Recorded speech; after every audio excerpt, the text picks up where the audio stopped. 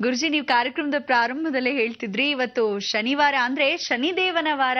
ಯಾವುದೇ ಒಂದು ಕರ್ಮಗಳಿಗೂ ಅಧಿಪತಿ ಅಂದ್ರೇನೆ ಶನಿದೇವ. ನಮ್ಗೆ ಯಾಕೆ ಕಷ್ಟ ಬರ್ತಿದೆ, ಸುಖದಲ್ಲಿ ಯಾಕಿದ್ದೀವಿ, ಎಲ್ಲದಕ್ಕೂ ಅವನೇ ಕಾರಣ ಅಂತ ಕೂಡ ಹೇಳ್ತಿದ್ರಿ. ಮಾತುಕತೆ ಮುಂದುವರ್ಸೋಣ್ವೆ? ಈ ಪಿತೃ ಕಾರ್ಯವನ್ನ ಮಾಡಬೇಕಾದ್ರೆ ಈ ಶನಿವಾರ ಬಹಳ ಚೆನ್ನಾಗಿ ನೆನೆಸ್ಕೊಳ್ಳಿ.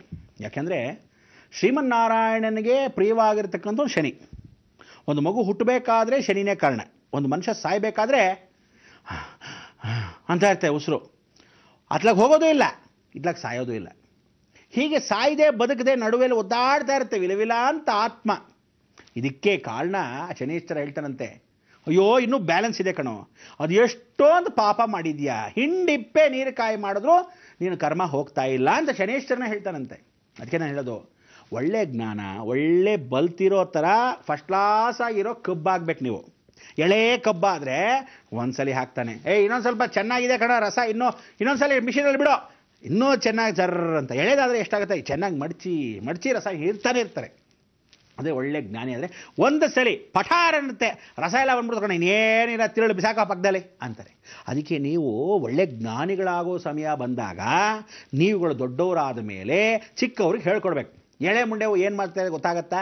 ಏನೋ ಗೊತ್ತಾಗಲ್ಲ. ಅದಕ್ಕೆ ನಾನು ಇರಬೇಕಾ ಬೇಡವಾ, ಕರ್ಮಗಳನ್ನು ಮಾಡುವಾಗ ದಯವಿಟ್ಟು ಹೇಳ್ತೀನಿ, ಪ್ರತಿಯೊಬ್ಬನು ರಜಾ ಹಾಕಿದ್ರು ಪರವಾಗಿಲ್ಲ, ಇವತ್ತಲ್ಲ ಮೊನ್ನೆಯಿಂದನೂ ಅದನ್ನೇ ಬಡ್ಕೊತಾ ಇದ್ದೀನಿ, ಇನ್ನೂ ಒಂದಿಷ್ಟು ದಿವಸ ಬೇಕಾದರೆ ಬಡ್ಕೊತೀನಿ. ಹೇಳ್ತೀನಿ ಕೇಳಿ, ಯಾವ ಕಾಲಕ್ಕೂ ನೀವುಗಳು ಮನೆಯಲ್ಲಿ ಇರಲೇಬೇಕು. ಯಂಗ್ಸ್ಟರ್ಸ್ ಯಾರಿದ್ದೀರಾ, ಎಲ್ಲ ಮನೇಲಿ ಬಿದ್ದಿರಿ, ತಾತನ ಕಾರ್ಯ ಮಾಡ್ತಾ ಇದ್ದಾರಾ, ಅಜ್ಜಿ ಕಾರ್ಯ ಮಾಡ್ತಾ ಇದ್ದಾರಾ, ಕೆಲಸಗಳು ಮಾಡ್ಕೊಂಡು ಕುಕ್ಕುಸ್ಕೊಂಡಿರಿ.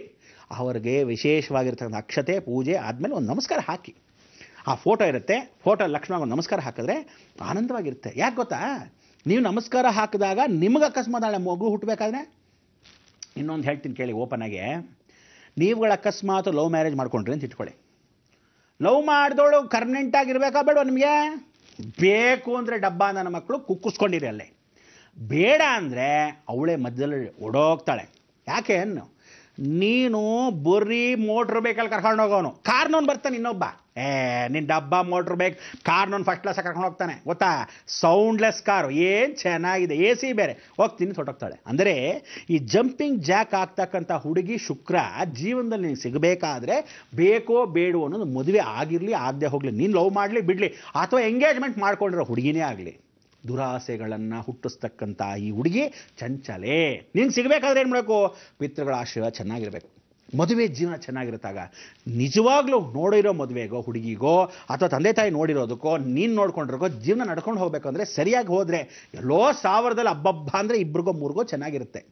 ಅಂಥದ್ರಲ್ಲಿ ಕಷ್ಟ ಸುಖವನ್ನು ಹಂಚ್ಕೊಳ್ದೇ ಇರತಕ್ಕಂಥ ನೀವುಗಳು ಜೀವನ ಪೂರ್ತಿ ಒದ್ದಾಡ್ತೀರಾ. 4 ಜನ ಮಕ್ಕಳು, ಆ 4 ಜನ ಮಕ್ಕಳಿಗೆ ಸ್ಕೂಲ್ ಕಳಿಸ್ಬೇಕು.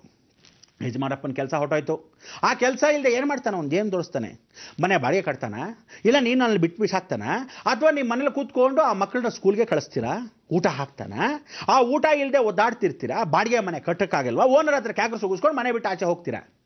1 ತಿಂಗಳು ಟೈಮ್ ಕೊಡ್ತಾನೆ ಅಥವಾ 2 ತಿಂಗಳು ಟೈಮ್ ಕೊಡ್ತಾನೆ, ಮನೆ ಬಿಟ್ಟು ಆಚೆ ಓಡಿಸ್ತಾನೆ. ಇದಕ್ಕೆ ಹೇಳೋದು ಕರ್ಮ. ಅದೇ ನೀನು ಪಿತೃಋಣದಲ್ಲಿ ಚೆನ್ನಾಗಿದ್ದರೆ, ದೇವ್ರ ಋಣದಲ್ಲಿ ಚೆನ್ನಾಗಿದ್ದರೆ, ಅಟ್ಲೀಸ್ಟ್ ಓನರ್ ಕೂಡ ಒಳ್ಳೆಯವನು ಸಿಗ್ತಾನೆ. ಅಥವಾ ನಿಮಗೆ ಗೊತ್ತಿಲ್ಲದೇನೆ ಆ ಕೆಲಸ ಹೋಗದೇ ಇದ್ದಾಗ ಭಗವಂತ ನೋಡ್ಕೊತಾನೆ, ಋಣಾಧಿಪತಿ. ಅದಕ್ಕೆ ಹೇಳೋದು, ಜೀವನದಲ್ಲಿ ತಿಳ್ಕೊಳ್ಳಿ, ಯಾವುದೇ ಒಂದು ಕಾರ್ಯವನ್ನು ಪಿತೃ ಋಣಗಳನ್ನು ತೀರಿಸ್ಕೊಳ್ಳೋಕ್ಕೆ ಯಂಗ್ಸ್ಟರ್ಸು ಪ್ರತಿಯೊಬ್ಬ ಮನುಷ್ಯ ಜೀವನದಲ್ಲಿ ಇವತ್ತು ನೀವು ಸರಿಪಡಿಸ್ಕೋಬೇಕಾದರೆ ಇನ್ನು ಜೀವನ ಯಾರೂ ಸರಿಪಡಿಸೋಕ್ಕೆ ಸಾಧ್ಯ ಇಲ್ಲ. ಅದಕ್ಕೆ ಮಾತಾ ಪಿತಾ ಗುರು ದೈವಂ, ಯಾವತ್ತೂ ಆಶೀರ್ವಾದ ಹಂಗೆ ಹೇಳೋದು. ಮಾತಾ ಅಂದರೆ ಇಷ್ಟ ದೇವತೆ, ಕುಲದೇವತೆ, ಗ್ರಾಮ ದೇವತೆ ಭದ್ರಾಗಿ ಇಟ್ಕೊಳ್ಳಿ. ಪಿತೃ ಅಂದರೆ ಪಿತೃ ಕಾರ್ಯಗಳನ್ನ ಚೆನ್ನಾಗಿ ಮಾಡ್ತಾರೆ. ಗುರು ಅಂದರೆ 108 ಗುರುಗಳನ್ನ ಆಧರಿಸಿ ಒಬ್ಬನ ನಂಬ್ಕೊಳ್ಳಿ. ಕೊನೆಗೆ ದೈವ ಲಕ್ಷಣ, ಯಾವತ್ತೂ ದೇವರ ಅನುಗ್ರಹ ನಿಮ್ಮ ಮೇಲೆ ಇರಲಿ ಅಂತ ಭಗವಂತನ ಕೃಪಾ ಕಟಾಕ್ಷ. ಅದಕ್ಕೆ ಹೇಳೋದು, ಈ ಚತುರ್ವಿಧ ಫಲ ಅನ್ನೋದು ಆಶೀರ್ವಾದ ಏನು ಸಿಗಬೇಕು ಅಂದರೆ ಪಿತೃಋಣನೇ ಬಹಳ ಮುಖ್ಯ. ಅಂದು ಇಂದು ನಾಳೆ ಎಂದೆಂದಿಗೂ ಪಿತೃಋಣ ಮುಖ್ಯ. ಅದಕ್ಕೆ ನೀವು ಸತ್ತೋದವರು ನಿಮ್ಮ ಸ್ವಂತ ತಂದೆ ತಾಯಿ, ನಿಮ್ಮ ಸ್ವಂತ ತಾತ ಅಜ್ಜಿ, ನಿಮ್ಮ ಸ್ವಂತ ಸೋದರ ಮಾವಗಳು, ನಿಮ್ಮ ಸ್ವಂತ ಸೋದರತ್ತೆಗಳು, ಅಂಥ ಸಮಯಕ್ಕೆ ಅವ್ರು ಬಿಟ್ಟು ಬೇರೆಯವ್ರ ಮನೆಗೆ ಬೇರೆ ಅತಿಥಿ ಕಾರ್ಯಕ್ಕೆ ದಯವಿಟ್ಟು ಹೋಗಬೇಡಿ. ಫ್ರೆಂಡ್ ಯಾವನ ಕರೆದ, ಬನ್ನೋ ಇವತ್ತು ಊಟಕ್ಕೆ ಹೋಗೋಣ ಅಂತ, ಆಗೇನು ಮಾಡ್ತಾರೆ ಗೊತ್ತಾ, ಅವ್ರ ಮನೇಲಿ ಸುಮ್ಮನೆ ಹಿಂಗೆ ನೆನೆಸ್ಕೊತಾರೆ. ಶನಿನವನು ಹೇಗಿರ್ತಾನೆ ಗೊತ್ತಾ, ಹಿಂಗೆ ನೆನೆಸ್ಕೊತಾರೆ, ನಮ್ಮ ತಂಗಿ ಎಷ್ಟು ಚೆನ್ನಾಗಿದ್ಲು ಗೊತ್ತಾ, ಆ ಚಿಕ್ಕ ವಯಸ್ಸಲ್ಲೇ ಸತ್ತೋದ್ಲು, ಎಷ್ಟು ಮಾತಾಡೋಳು ಅಂದ್ಕೊಂಡು ಇವ್ರು ಅಂದ್ಕೊತಾರೆ ಅಂತ ಇಟ್ಕೊಳ್ಳಿ. ಆ ಊಟ ಹಾಕೋ ಸಮಯಕ್ಕೆ ಇಲ್ಲಿ ಕೂತ್ಕೊತಾ ಇದ್ಲು ಅಂತಾರೆ. ಆ 5 ಜನ ನಿಮ್ಮಲ್ಲಿ ಹೋಗಿ ನೀವು ಫ್ರೆಂಡ್ ಮನೇಲಿ ಕೂತ್ಕೊಡ್ತಿರ್ತಿಲ್ಲ, ನಿಮ್ಮ ಒಳಗೆ ಬಂದು ಕುಕ್ಕುರ್ಸ್ಕೊತಾಳೆ. ಆ ಊಟವನ್ನು ಅವಳು ಹೆಂಗಸೋ ಅಥವಾ ಗಂಡಸೋ ಯಾರನ್ನ ಆ ಮನೆಯವ್ರು ಸಂಕಲ್ಪ ಮಾಡ್ಕೊತಾರೋ, ನೀವು ಅಕಸ್ಮಾತ್ ನಿಮ್ಮ ತಾತ, ನಿಮ್ಮ ತಂದೆ, ನಿಮ್ಮ ಅಜ್ಜಿ ಸಂಬಂಧ ಇಲ್ಲದೆ ಇರೋ ಮನೆಗೆ ಹೋಗಿ ತಿಥಿ ಊಟ ಏನಾದರೂ ತಿಂದರೆ ನಿಮ್ಮ ತಿಥಿ ಗ್ಯಾರಂಟಿ ಬರೆದಿಟ್ಕೊಂಬಿಡಿ. ಅದಕ್ಕೆ ಹೇಳ್ತಾ ಇರೋದು, ಯಾರ ಮನೆ ತಿಥಿ ಊಟಕ್ಕೂ ಹೋಗಬೇಡಿ. ಸ್ವಂತ ನಿಮ್ಮದೇ ಆದರೆ ತಂದೆ ತಾಯಿ, ಅಜ್ಜಿ ತಾತ, ತಾಯಿ ಕಡೆ ಆದರೂ ಸರಿ, ತಂದೆ ಕಡೆ ಆದರೂ ಸರಿ, ಅಷ್ಟು ಬಿಟ್ಟರೆ ಸಂಕಲ್ಪ ಮಾಡಿಸ್ಕೊಂಡು ಮಠದಲ್ಲಿ ಕೊಟ್ಟಿದ್ದೀನಿ ಅಂದ್ರೂ ಮಠದಲ್ಲಾದರೂ ಕೊಡಿ. ಕೆಲವ್ರಿಗೆ ಮನೇಲಿ ಮಾಡಿಸ್ಕೊಳ್ಳೋಕ್ಕಾಗಲ್ಲ, ಚಿಕ್ಕ ಮನೆ, ಸರಿ ಆಯಿತು, ರಾಘವೇಂದ್ರ ಸ್ವಾಮಿ ಮಠದಲ್ಲಿ ಕೆಲವರು ಮಾಡ್ತಾರೆ. ಕೆಲವರೆಲ್ಲ ಹೊರಗಡೆ ಅದಕ್ಕೆ ಅಂತ ವೈದಿಕ ಸಭಾ ಅಂತ ಕಟ್ಟಿದ್ದಾರೆ, ಅಲ್ಲಿ ಹೋಗಿ ದುಡ್ಡನ್ನು ಕೊಟ್ಬಿಡಿ. ಅವ್ರಿಗೆ ಡೇಟ್ಗಳನ್ನು ಹೇಳಿಬಿಡಿ, ಆ ಡೇಟ್ಗೆ ಬನ್ನಿ ಅಂತಾರೆ, ಒಂದು ರೂಮ್ ಅಲಾಟ್ ಮಾಡಿಕೊಡ್ತಾರೆ, ಲಕ್ಷಣವಾಗಿ ನಿಮಗೆ ಅಂತ ಒಂದು ಆಶ್ರಯ ಮಾಡ್ತಾರೆ. ಎಷ್ಟು ಜನ ಬರ್ತೀರಪ್ಪ ಅಂತಾರೆ, ನಿಮ್ಮ ಸಂಕಲ್ಪವನ್ನು ಮಾಡಿಸ್ತಾರೆ. ಫುಲ್ಲು ತಿಥಿ ಕಾರ್ಯ ಮಾಡಿಸೋರ್ಗೂ ದಯವಿಟ್ಟು ಅಲ್ಲೇ ಇರಿ, ಪಿಂಡ ಇಡೋರ್ಗೂ ಅಲ್ಲೇ ಇರಿ. ಕೆಲವರು ಏನು ಮಾಡ್ತಾರೆ ಗೊತ್ತಾ, ನೀವು ಮಾಡ್ತಾರೆ ಅರ್ಚಿಗೆ ದುಡ್ಡು ಕೊಟ್ಬಿಟ್ಟಿನಿ, ಒಂದು ನಮಸ್ಕಾರ ಹಾಕ್ಬಿಡ್ತೀರಿ, ಮಧ್ಯಾಹ್ನ ಊಟ ಟೈಮ್ ಬಂದ್ಬಿಡ್ತೀರಿ. ಅಯ್ಯೋ ನಿಮ್ಮ ಪಿಂಡ, ನೀವು ಆ ಪಿಂಡ ಇಡೋದನ್ನು ನೋಡದೇ ಇದ್ದರೆ ನೆಟ್ಟಿಗೆ ಹೋಗಿದ್ರೆ ಆಫೀಸ್ಗೆ ರೋಡಲ್ಲಿ ಆಕ್ಸಿಡೆಂಟ್ ಆಗಿಬಿಡುತ್ತೆ. ಮೇಲಿರೋ ಬಾಸು ಅಯ್ಯೋ ಇವತ್ತಾಗಲ್ಲ ರೀ, ನೀವು ಹೊರಟು ಬಿಡ್ಬೋದು ಅಂಥೇಳಿ ಮನೆಗೆ ಕಳಿಸ್ತಾನೆ. ಆಗೇನು ಮಾಡ್ತೀರಾ, ಭಯ ಬಡ್ಕೊತೀರೇನಾ? ಅದಕ್ಕೆ ಹೇಳೋದು, ಗುರುಮುಖೇನ ದೇವದರ್ಶಾಮಿ, ಗುರುಗಳ ಆಶೀರ್ವಾದ ಅಂತ. ಹಾಗೆ ಪಿತೃಗಳ ಆಶೀರ್ವಾದ ಬಹಳ ಮುಖ್ಯ. ಅದಕ್ಕೆ ಪಿತೃ ಋಣ ತೀರಿಸ್ಕೊಳ್ಳೋಕ್ಕೆ ನೀವು ಯಾವತ್ತೂ ಲೋಪದೋಷ ಮಾಡಿಕೊಂಡು ಅರ್ಧಂಬರ್ಧಲ್ಲಿ ಎದ್ದು ಹೋಗೋದು, ನೋಡದೇ ಇರೋದು, ಇದನ್ನೆಲ್ಲ ಮಾಡಬೇಡಿ. ಅವ್ರು ಮಾಡೋದನ್ನು ಕರೆಕ್ಟಾಗಿ ನೋಡ್ಕೊಳ್ಳಿ, ಭಾಳ ಚೆನ್ನಾಗಿ ಆಶ್ರಯ ಪಡ್ಕೊಳ್ಳಿ. ಆಶೀರ್ವಾದ ಆದಮೇಲೆ ಅಕ್ಷತೆಯನ್ನು ತೊಗೊಳ್ಳಿ, ಪ್ರಸಾದ ಊಟವನ್ನು ನಿಮ್ಮನೇದೇ ಮಾಡ್ಕೊಳ್ಳಿ. ಹೊರಗಡೆ ಇಲ್ಲದೆ ಇರ್ತಕ್ಕಂಥವ್ರ ಮನೆಗೆ ಹೋಗಿ ನೀವು ತಿಂದರೆ ಅವ್ರ ಮನೇಲಿ XYZ ಯಾರು ಸತ್ತಿರ್ತಾರೋ ಅವರು ನಿಮ್ಮಲ್ಲಿ ಆಹ್ವಾನ ಆದಾಗ ಫಸ್ಟ್ ಅವ್ನು ರೋಗಿಷ್ಟ ಆಗಿರುತ್ತೆ ಅಂತ ಇಟ್ಕೊಳ್ಳಿ, ಆ ಆತ್ಮ ಒಳಗೆ ಕೂತಿರುತ್ತೆ. ನೀವು ಅವ್ರ ಮನೇಲಿ ತಿಥಿ ಊಟ ಮಾಡ್ತಿರ್ತಾರೆ, ನಿಮ್ಗೆ ಗೊತ್ತಿರಲ್ಲ ಅವ್ರ ಮೇಲೆ ತಿಥಿ ಊಟ ಅಂತ, ನೀವು ಅವ್ರಿಗೆ ಹೇಳೂ ಇರಲ್ಲ ತಿಥಿ ಅಂತ.